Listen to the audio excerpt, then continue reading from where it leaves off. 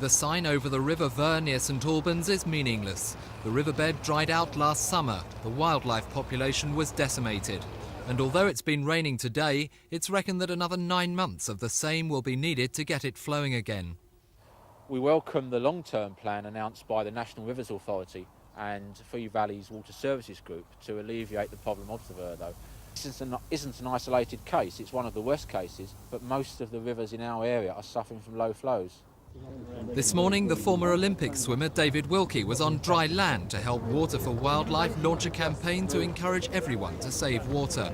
The group says simple steps like taking a shower instead of a bath and fixing leaky plumbing will begin to redress the balance.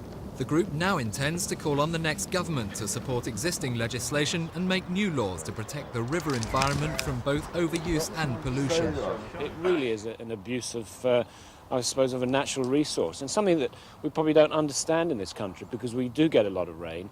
But when we can see a river like that, it shows that we're actually abusing that privilege. The whole thing in terms of wildlife is a disaster, and our point is, if it's a disaster for wildlife, that's most of the forms of life on Earth. One form of life is also going to suffer, and that's the human race too. The average amount of water used by each of us every day is around 30 gallons, while a power station uses 1.3 billion gallons. This, say environmentalists, is the result.